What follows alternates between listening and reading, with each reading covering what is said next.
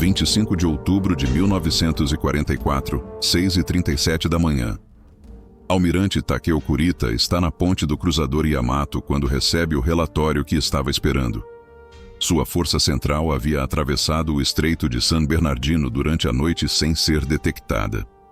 À frente, apenas água aberta até o Golfo de Leyte, onde as tropas americanas estavam desembarcando, onde ele poderia destruí-las completamente, onde o Japão poderia, talvez, mudar o curso da guerra com um único golpe devastador. Kurita olha para seus navios, 4 encouraçados, incluindo o Yamato, o maior navio de guerra já construído, 6 cruzadores pesados, 2 cruzadores leves, 11 contratorpedeiros. É a maior força de superfície que o Japão conseguiu reunir em meses. É também a última força de superfície que o Japão jamais reunirá.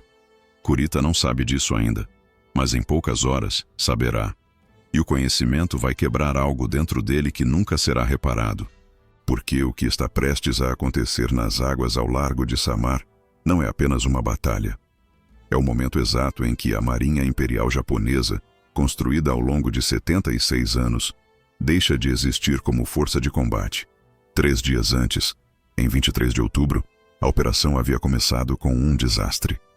Submarinos americanos Darter e Das estavam patrulhando o mar de Palawan quando detectaram a força central de Kurita aproximando-se. Os submarinos se posicionaram para a emboscada e esperaram. Ao amanhecer, quando os navios japoneses passaram, os submarinos atacaram. O cruzador Atago, navio capitânia de Kurita, foi atingido por 4 torpedos. Explodiu e começou a afundar em minutos. Kurita estava na ponte quando os torpedos atingiram. A água do mar inundou compartimentos abaixo dele. Oficiais gritavam ordens contraditórias. Homens corriam em pânico. Kurita teve que pular do navio em chamas para a água, sendo resgatado por um contratorpedeiro mais de 1 hora depois. Enquanto estava na água, assistiu o Maia, outro cruzador pesado, ser atingido e explodir. Assistiu o Takao, gravemente danificado, virar de volta para a base, eliminado da operação antes mesmo de começar. Em menos de 20 minutos, Kurita havia perdido 3 cruzadores pesados e quase havia morrido afogado. E a batalha ainda não havia começado.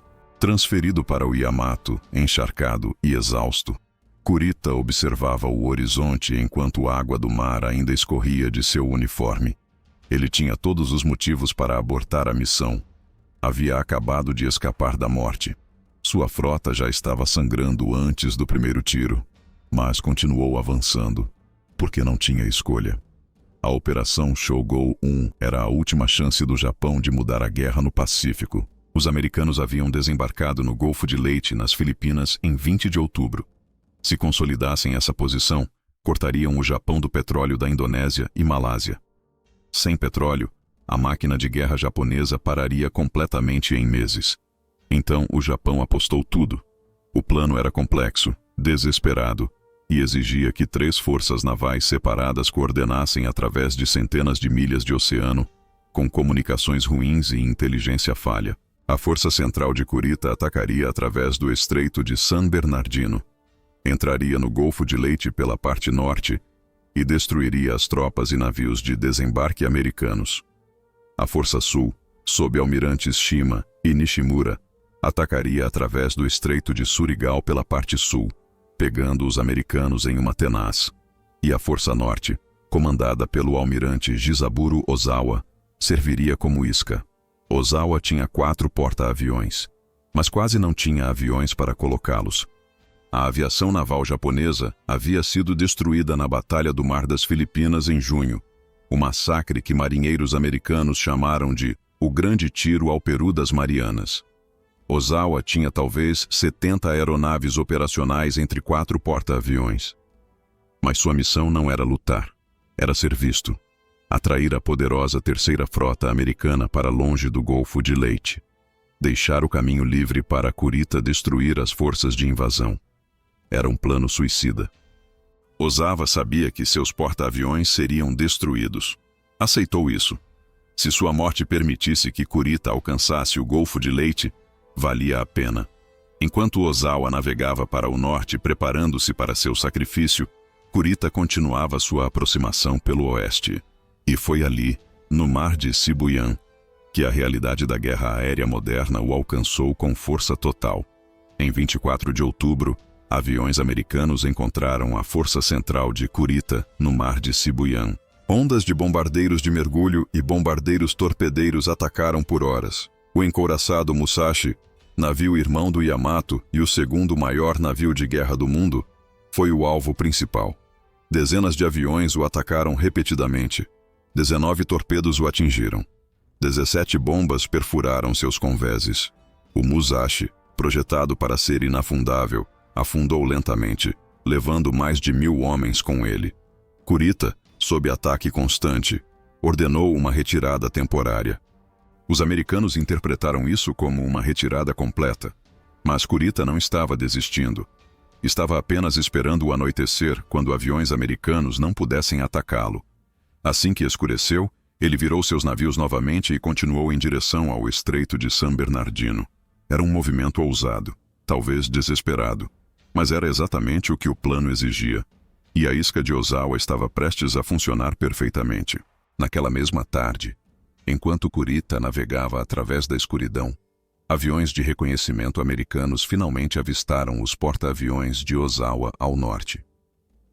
O almirante William Halsey, comandando a terceira frota americana, tinha a força naval mais poderosa do mundo sob seu comando. 6 porta-aviões de frota classe Essex, 5 porta-aviões leves, 6 encouraçados rápidos, dezenas de cruzadores e contratorpedeiros. Era uma armada que poderia destruir qualquer força que o Japão pudesse reunir. E Halsey mordeu a isca. Ele assumiu que Kurita havia sido derrotado no mar de Sibuyan. Assumiu que a força central estava se retirando.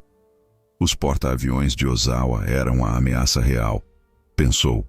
Então Halsey levou toda a terceira frota para o norte, deixando o Estreito de San Bernardino desprotegido. Exatamente como o plano japonês previa, o sacrifício de Ozawa estava funcionando. Kurita teria sua chance. Mas enquanto a isca atraía Halsey para longe, outra parte do plano japonês estava prestes a encontrar um destino muito diferente. Um destino que mostraria exatamente quão desesperada a situação japonesa havia se tornado. Porque havia um problema que os japoneses não sabiam. A Força Sul estava prestes a encontrar uma emboscada perfeita. O contra-almirante Jesse Oldendorf estava comandando as forças americanas no Estreito de Surigao. Ele tinha 6 encouraçados antigos, a maioria resgatados e reparados de Pearl Harbor. Tinha 8 cruzadores. Tinha 28 contratorpedeiros. E ele tinha o terreno perfeito para uma emboscada. O Estreito de Surigao era estreito, como o nome sugeria.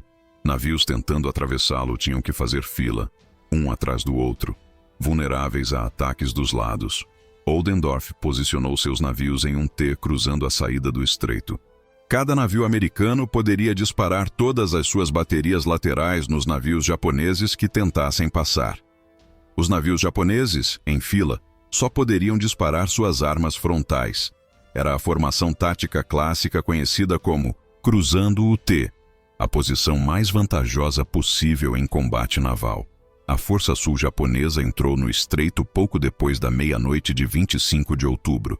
Contra-torpedeiros americanos atacaram primeiro, lançando torpedos e desaparecendo na escuridão.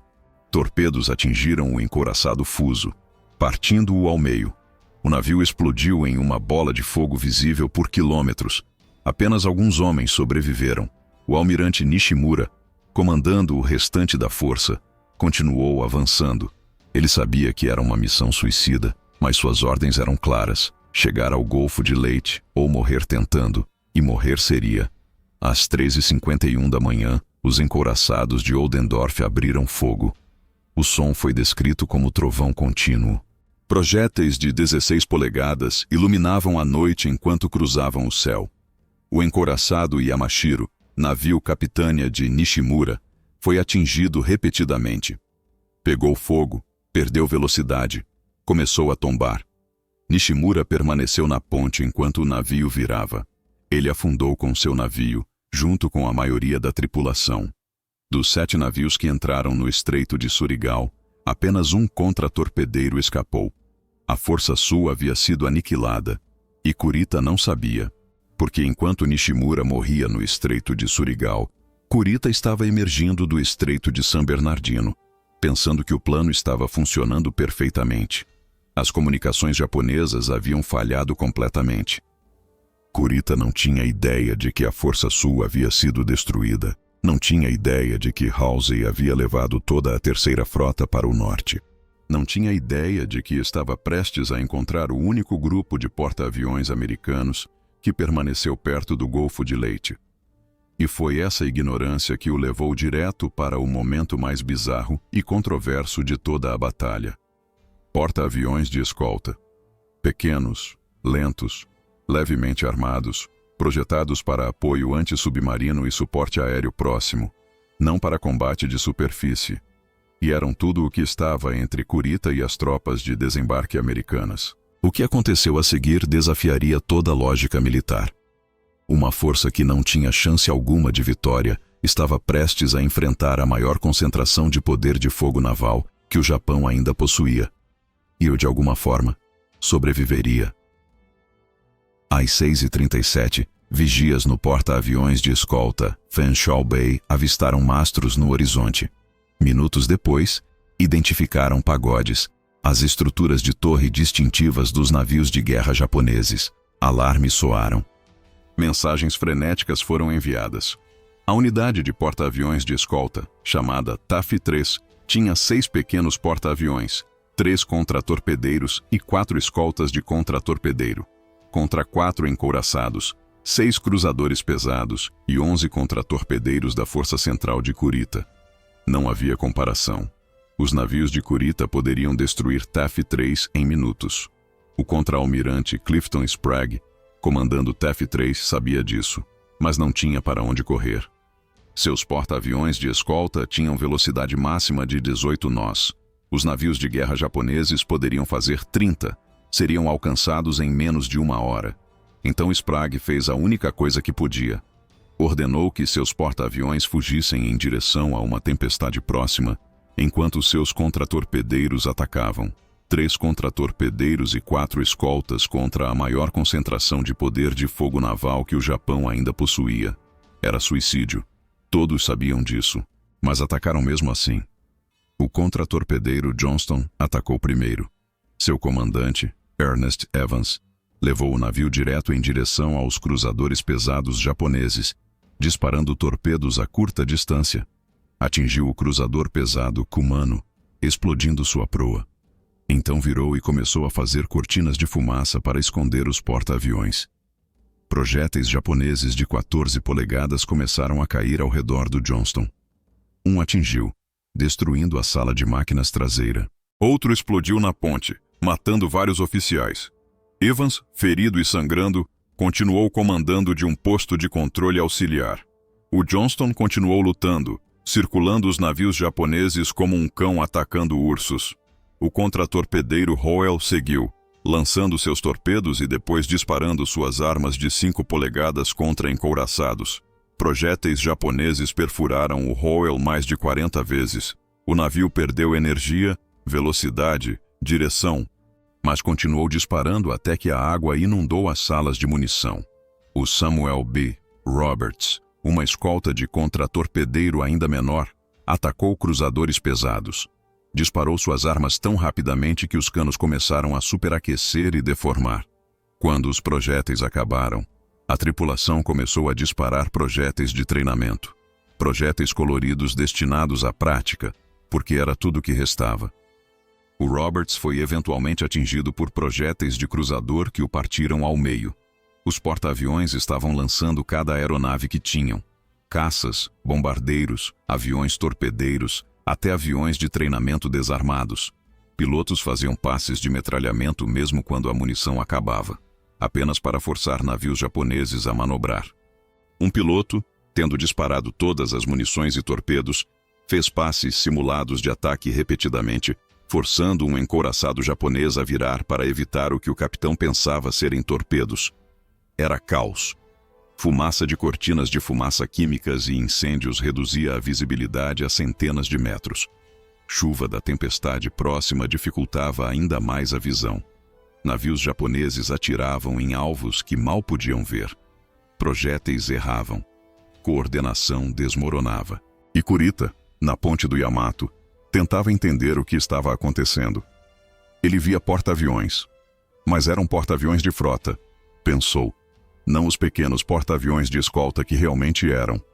A distância e a fumaça tornavam difícil julgar o tamanho. Via contratorpedeiros atacando ferozmente. Pensou que eram cruzadores. Via aviões constantemente atacando. Pensou que estava enfrentando a principal força de porta-aviões americana. Pensou que havia caído em uma armadilha. As comunicações da força japonesa estavam em caos. Navios disparavam em alvos diferentes. Formação desmoronava.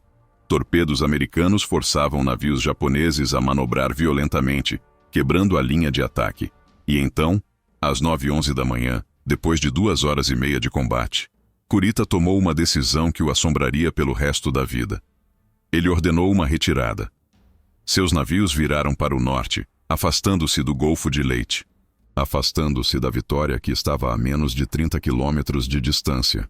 Afastando-se do único objetivo que poderia justificar as perdas catastróficas que a Marinha Imperial já havia sofrido. Sprague e os sobreviventes de TAF 3 assistiram incrédulos enquanto os navios japoneses desapareciam no horizonte. Haviam lutado a batalha mais desesperadora da guerra naval e, de alguma forma, sobreviveram. Mas Kurita não sabia o que havia feito.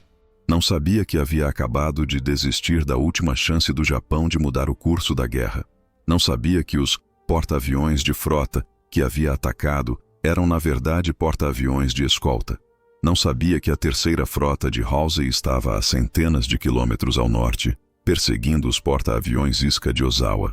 Não sabia que, se tivesse continuado por mais 30 minutos, teria alcançado o Golfo de Leyte e causado devastação nas forças de desembarque americanas. Não sabia. E quando finalmente descobriu, horas depois, já era tarde demais. Enquanto Kurita recuava, Halsey estava destruindo os porta-aviões de Ozawa. O Zuikaku, último sobrevivente dos porta-aviões que atacaram Pearl Harbor, foi afundado. O Zuiho, o Chitose, o Chiyoda, todos afundados. Ozawa conseguiu escapar em um cruzador, mas sua força havia cumprido sua missão. Tinha atraído Halsey para longe. Tinha dado a Kurita a oportunidade, e Kurita não a aproveitou. No final de 25 de outubro, o balanço era devastador. A Marinha Imperial Japonesa havia perdido 3 encouraçados, 4 porta-aviões, 10 cruzadores, 11 contratorpedeiros. Mais de 10.000 marinheiros estavam mortos. E, mais importante, o que restava da Marinha Imperial estava quebrado demais para continuar lutando. O Japão havia apostado tudo no Golfo de Leyte. E perdeu. Kurita retornou ao Japão em desgraça silenciosa. Ele não foi oficialmente culpado. A narrativa oficial atribuiu a derrota à superioridade aérea americana, a comunicações ruins, a inteligência falha. Mas Kurita sabia a verdade. Ele havia recuado quando deveria ter avançado. Havia interpretado mal o que estava vendo. Havia desistido quando a vitória estava próxima. Ele passou o resto da guerra em comandos secundários. Após a guerra, viveu quietamente, raramente falando sobre o Golfo de Leyte. Quando finalmente foi pressionado sobre sua decisão de recuar em Samar, ele disse simplesmente que acreditou estar enfrentando a força principal americana e que continuar seria suicídio sem propósito. Mas analistas navais apontaram o óbvio. Mesmo se fosse a força principal americana, mesmo se fosse suicídio, essa era a missão. A Operação Shogun era desesperada desde o início. O sucesso requeria que comandantes estivessem dispostos a sacrificar seus navios e vidas pela chance de causar danos catastróficos às forças americanas. Ozawa havia feito isso, sacrificando seus porta-aviões como Iska. Nishimura havia feito isso, levando sua força através do Estreito de Surigao, sabendo que era uma armadilha. Mas Kurita, quando chegou o momento, não conseguiu. E esse momento de hesitação matou a Marinha Imperial Japonesa. Após o Golfo de Leyte, o Japão nunca mais lançou uma operação naval de superfície significativa. O Yamato, o maior navio de guerra do mundo, foi enviado em uma missão suicida para Okinawa em abril de 1945, sem combustível suficiente para retornar. Foi afundado por aviões americanos antes de chegar perto da ilha. Os poucos navios que sobreviveram ao Golfo de Leyte passaram o resto da guerra escondidos em portos, sem combustível para navegar, sem tripulações treinadas para operá-los, sem aeronaves para protegê-los. A Marinha Imperial, que havia começado a guerra atacando Pearl Harbor, que havia dominado o Pacífico por 6 meses, que havia sido temida como a força naval mais poderosa da Ásia, deixou de existir em 25 de outubro de 1944. Não porque foi destruída em uma batalha gloriosa, mas porque hesitou no momento crítico, porque interpretou mal a situação, porque recuou quando deveria ter atacado. A ironia é brutal. A maior batalha naval da história foi decidida não pela força dos navios ou habilidade das tripulações, mas por confusão, má comunicação e um almirante que não tinha certeza do que estava vendo. TF-3, uma força de porta-aviões de escolta que não deveria ter tido chance contra encouraçados, sobreviveu porque lutou com desespero absoluto.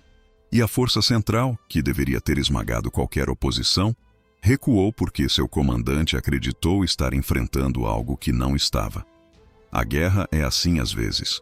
Não são os planos brilhantes ou a superioridade material que decidem o resultado. É a névoa da guerra. É o comandante tentando entender o que está acontecendo através de fumaça, chuva e relatórios contraditórios. É a decisão tomada em um momento de incerteza que muda tudo. Kurita tomou essa decisão às 9h11 da manhã de 25 de outubro de 1944, e com ela, matou a Marinha Imperial Japonesa. O resto foi apenas assistir ela sangrar até a morte ao longo dos meses seguintes. A guerra continuaria, Iwo Jima, Okinawa, os bombardeios incendiários de Tóquio, Hiroshima, Nagasaki. Mas o resultado nunca esteve em dúvida após o Golfo de Leyte. O Japão havia jogado suas últimas cartas e perdido.